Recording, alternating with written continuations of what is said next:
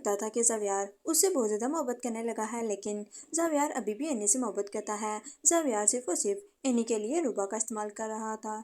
जब ज़ावियार एनी से मिलता है तो एनी को कहता है कि मैं तुमसे डिवोर्स नहीं लूँगा, बल्कि तुम्हें मैं अपने साथ लेके जाऊँगा। मुझे पता है कि तुम भी मुझसे मोहब्बत करती हो और मैं भी तुमसे बहुत ज़्यादा मोहब्बत करता हूँ। अरूबा को तुम्हें बस इस्तेमाल कर रहा था ताकि तुम राज़ी हो जाओ। ये सारी बातें जब अरूबा सुन लेती है वो गुस्से से आग बगोला हो जाती है और ज़ावियार पर बहुत ज़्यादा लड़ती है और कहती है कि तुमने मेरा इस्तेमाल किया। मैंने कभी ये नहीं सोचा था कि तुम एनी के लिए मुझे इस तरह इस्तेमाल करोगे, लेकिन अब मैं तुम्हें और एनी को एक साथ नहीं होने दूंगी, क्योंकि मैं इतनी दूर से आई हूँ। मैं पागल हूँ कि आप दोनों को मिलाने के लिए इतनी दूर से आऊँ।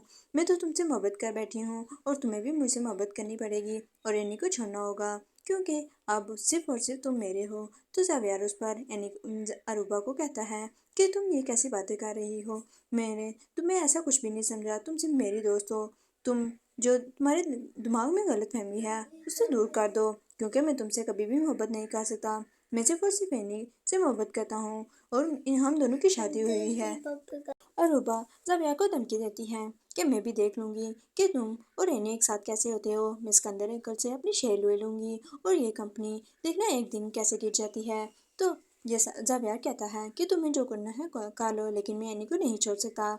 उस पर अरूबा कहती है कि एक एनी मामूली सी लड़की को तुम उसके पीछे मेरा इस्तेमाल कर रहे हो, मैंने कभी ये सोचा भी नहीं था। तो उस पर ज़ावियार अरूबा को बहुत ज़्यादा डांटता और कहता है कि तुम यहीं अभी से दफ़ा हो जाओ, क्योंकि मुझे तुम्हारी शक्ल भी नहीं देखनी। मैं ये सोच भी नहीं सकता कि तुम्हारी नीयत कैसी थी। वहीं पर सिकंदर अंकल भी अरूबा की सारी बातें सुन लेता है और अरूबा को कहता है कि तुम मुझे क्या समझती हो कि मैं कोई ऐसा वैसा इंसान हूँ कि तुम्हारी बात सुन लूँगा। तुम ऐसी कौन सी शख्सियत हो कि तुम्हारी मर्जी से ही सब कुछ चलेगा। तुम चाहो तो शेयर्स खरीद सकती हो, अगर ना चाहो तो ये कर सकती हो। मैं सिकंदर हूँ, तुम अपने बाप से पूछ लेना कि मेरा क्या नाम है।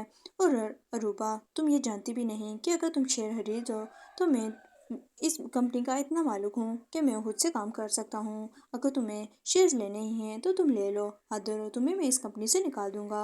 वो मुझे तुम दोनों की बिल्कुल ज़रूरत नहीं। जब आदर ये बातें सुनता है वो बहुत ज़्यादा परेशान हो जाता है। फ़ौरन से एनी को कॉल करता है और कहता है कि एनी तुम वापस आ जाओ, क्योंकि इस घर में हमारी कोई भी हैसियत बाकी नहीं रही। सिकंदर अंकल यही चाहते हैं कि मैं इस घर से चला जाऊँ, और तुम्हारे जाने के बाद बिल्कुल सब कुछ खराब हो चुका है, क्योंकि यहाँ कोई भी किसी का नहीं बन रहा। जब तुम यहाँ थी तो सब कुछ ठीक था, लेकिन अब तुम्हारे जाने के बाद इनके दिनों से तो एहसास था कि ये ख़त्म हो चुका है। तुम तो एक इंसानों का एहसास तो करती थी।